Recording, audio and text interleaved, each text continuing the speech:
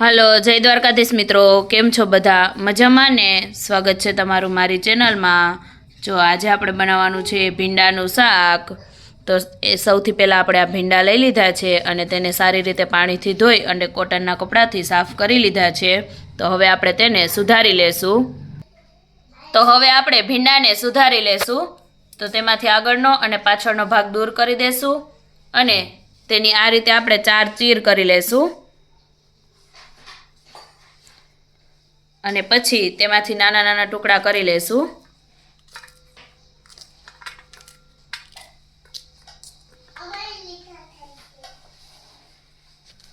આ રીતે આપણે બધા ભીંડાને સુધારી લેશું.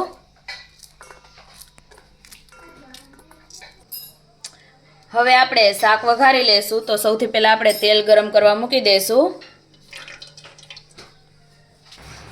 હવે તેલ ગરમ થાય એટલે સૌથી પહેલા આપણે તેમાં રાઈ એડ કરી દેશું. ત્યાર પછી જીરું નાખી દેશું. થોડી હિંગ એડ કરી દેશું અને જે આપણે ભીંડા સુધાર્યા છે તેને એડ કરી દેશું.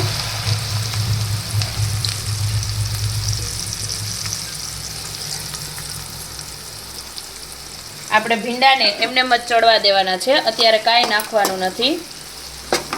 જો તમારે જરા પણ ચીકણું ના રહે એવું શાક બનાવવું હોય તો ભીંડાને આપણે તેલમાં થોડી વાર માટે એમને જ ચડવા દેવા. તેમાં કોઈ પણ મસાલા કે ટમેટું કે કાંઈ એડ ના કરવું.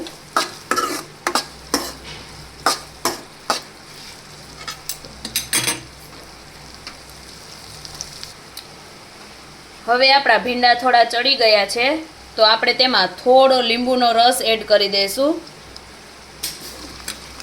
લીંબુનો રસ એડ કરવાથી આપણા જે ભીંડાની ચીકાશ છે તે બધી દૂર થઈ જશે અને આપણું શાક જરા પણ ચીકણું નહીં બને. તો જો તમારે જરા પણ ચીકણું ભીંડાનું શાક ના બને એવું કરવું હોય તો આ ટાઈમે તમારે થોડોક લીંબુનો રસ એડ કરી દેવો અને ભીંડાને ચડવા દેવા. પછી બધા મસાલા એડ કરશું આપણે. હવે આપણા ભીંડા એકદમ ચડી ગયા છે તો આપણે તેમાં એક ટમેટું એડ કરી દઈશું અને સાથે બધા મસાલા એડ કરી દઈશું. તો સૌથી પહેલાં અડધી ચમચી જેટલી હળદર, ચપટી ગરમ મસાલો, સ્વાદ પ્રમાણે મીઠું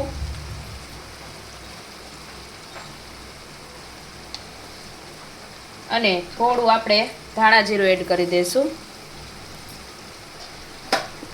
પછી બધા મસાલાને હલાવીને મિક્સ કરી દઈશું અને થોડી વાર માટે આપણા ટમેટા ચડે ત્યાં સુધી આપણે તેને ચડવા દઈશું.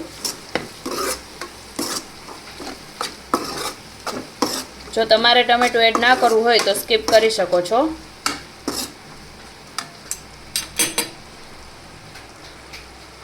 હવે આપણું ટમેટું પણ ચડી ગયું છે તો આપણે તેમાં લસણવાળી ચટણી એડ કરી દઈશું. ભીંડાના શાકમાં લસણવાળી ચટણી નાખવાથી તેનો સ્વાદ ખૂબ જ સરસ આવે છે. હવે થોડી વાર તેને આપણે આ રીતે ચડવા દઈશું.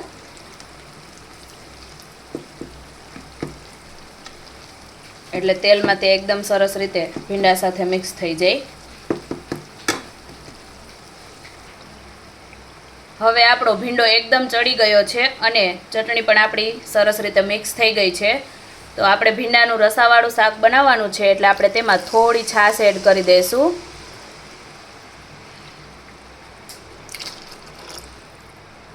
અને થોડું આપણે તેમાં પાણી એડ કરી દઈશું.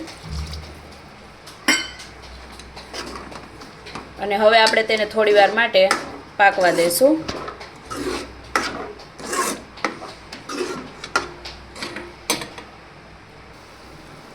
હવે આપણે શાકની ખટાશને બેલેન્સ કરવા માટે તેમાં થોડી ખાંડ એડ કરી દઈશું.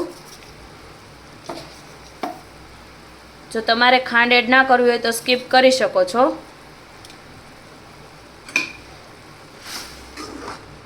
અને થોડી વાર માટે આપણે તેને હવે પાકવા દઈશું.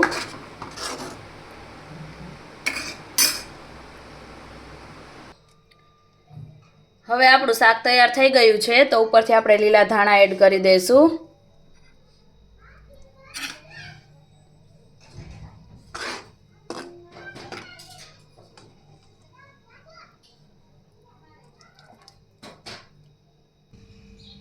તો તૈયાર છે આપણું રસાવાળું ભીંડાનું શાક. તમે પણ એકવાર જરૂરથી આ રીતે ટ્રાય કરજો અને વિડીયો ગમે તો લાઈક અને શેર કરી દેજો અને ચેનલમાં નવા હોય તો સબસ્ક્રાઈબ કરવાનું ના ભૂલતા. આ રીતે જો તમે ભીંડાનું શાક બનાવશો તો જરા પણ ચીકણું નહીં રહે અને ખૂબ જ ટેસ્ટી બની અને તૈયાર થાય છે. તો આવી અવનવી ગુજરાતી વાનગીઓના વિડીયો જોવા માટે એકવાર અમારી ચેનલની અવશ્ય મુલાકાત લેજો.